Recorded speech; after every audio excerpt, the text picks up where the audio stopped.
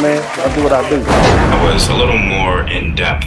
And a lot of people have actually been asking me to, remake this video pretty much. And so here it is. So initially I thought I would never do a video on this because, I already thought that, people knew so much about the Atlantic slave trade. Boy, was I wrong. The historical perspective on this topic has literally been murdered and adulterated nearly in totality. Like, nobody has any idea what went down. And other people tend to take bits and pieces of information just to make a point and take it completely out of context. So, of course, when people talk about this topic, they tend to say, well, black people sold other black people, right? And so they leave feeling vindicated as if this statement is some sort of trump card. Okay, so the problem with this statement is that it's disingenuous to begin with. Here's why. You can't take a 20th century mindset and apply it to 16th and 17th century people. All right, so what this black man is saying, what this brother is saying, he has a very good page, a lot of information. He's saying you can't say that when we call ourselves black here in the 20th century, which is from 1901 or 1900 to 1999, we call ourselves black in this country. And now you're trying to apply that to a 15th or something that was going on between the 15th and the 16th century. I'm sorry, 1500 and 1599. Those are two different things. That's disingenuous. In other words, he's not saying that the people in Africa who sold each other to Europeans, who kidnapped, fought with each other, made up wars, sold each other. We're saying that they don't all consider themselves black. No. But let me ask you this question. In comparison to the European traders, in comparison to those men who set up those white men from Europe who set up those trading posts along the coast of Ghana, West Africa, Ghana, Nigeria, Togo, Benin, Gambia, Senegal, who had more in common? The Europeans or those Africans who lived next to each other, ate the same food, intermarried with each other, fought with each other, lived there for thousands of years? That's the question. Clearly, they knew that we had more in common with each other than we did those Europeans, and they knew exactly what they would do.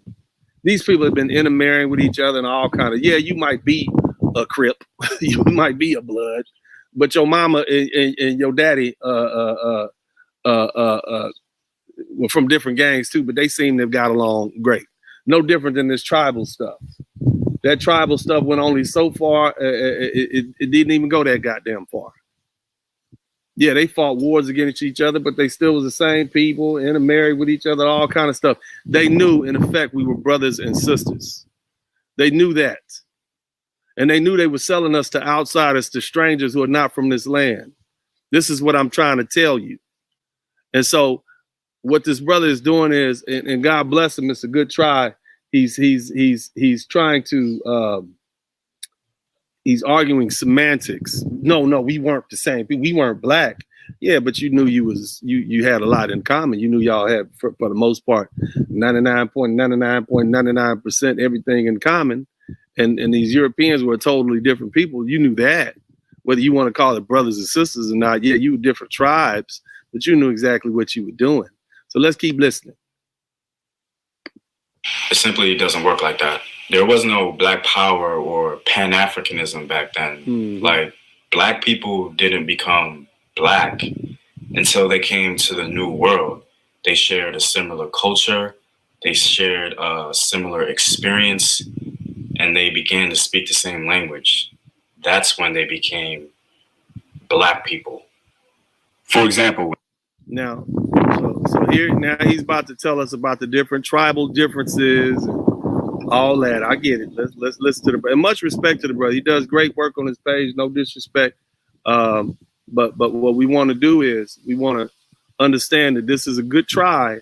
But when you really pan in the context of a lawsuit, this would fail. In Western Africa alone, there are thousands of different ethnic groups who speak a different language, have different cultures, and have completely different worldviews and religions. So why in the world would they view each other as the same when they don't even speak the same language? I find it interesting that people are willing to accept the differences between Europeans and Asians, But when it comes, The thing is, Europeans know they're the same. They do. They intermarry. The French and the Germans and English have been intermarrying with each other for thousands of years. I believe the current Queen Elizabeth is descended from German royalty. So they do see each other as the same. Yeah, you might speak a little different, but you can look at yourself and you can look at your black brother and then these African brothers. They can look at themselves and they can look at that European who's coming off that boat with those chains and say, that man is totally different than this man over here. Yeah, we might be from different tribes, but we got a lot more in common than we do with that European. These are the arguments that you're going to deal. Oh, no, they were different. Basically, this is the, oh, no, they were different. They didn't see each other as brothers argument. This is different people. This is the argument that we get. comes to Africans, they all of a sudden want to paint one broad stroke and completely ignore the diversity. For example, when the Romans pretty much went into Northern Europe and were raping and pillaging the entire region, nobody ever then goes and looks at that history and says to themselves, wow, look at all these. So now he wants to talk about the fact that, the Romans being a Mediterranean people, the Greeks being a Mediterranean people, they had an Asian influence, they had some African influence, they had the Central Asian influence, and they were basically people, they had color to them. They looked like Italian. Look at Italians and look at somebody from Scandinavia, which is Norway or something like that. They white, they got the blue eyes, the blonde hair. Those are the white Anglo-Saxon product, whatever. Those are the really white people. But so now he's trying to say, well, they're different. They, and he's getting to the point that the Romans and they considered like the people from Gaul, which is France, Germania, which is German, and the Britannias. He considered them like savages. And so he's trying hard, bless his heart, like y'all don't do white people like that. That's basically this argument. Y'all don't do white people like that. White people brutalizing other white people. The Romans even made slaves out of their Northern European counterparts, like the Germanic tribes, the people of Hispania, and the Celts themselves, aka other white people. Now, given that history, you'll never hear a soul say, wow, look at all these white people selling other. They actually do see differences in themselves. Matter of fact, when the Italians got to the United States, they had signs up that said no Italian. The largest lynching in America was Italians being lynched down in New Orleans. Check that out. That's how they treated Italians, and they treated many of those. They even call them Southern Europeans are treated much different than Northern Europeans. So they know that they're different people. It's just for the convenience of racism, white supremacy, that they make them honorary white people, so so they can get their numbers up. So bless the brother's heart, and I appreciate what he's doing, but this argument fails. White people into slavery. What a crime. Well, why don't you hear people say that? Well, because people understand and respect the historical differences and the historical perspectives and the diversity of that region and of those people. The Romans and the Greeks seem to have made it very clear that these pink-skinned northerners were not like us. Marcus Cicero. The difference between those pink-skinned northerners and those Italians is like night and day. All these Africans on the west coast of Africa, whether you are from Nigeria or Ghana, Togo, Benin, they all looked alike. Their languages were just a little bit different. They all looked alike. They was one big Negro. Okay, they all looked alike. They no real phenotypical differences. They eat the same food, built about the same way. So it's to say that you try to compare a little short Italian man to some big white boy from Norway is totally different. They hair texture is different, eye color different.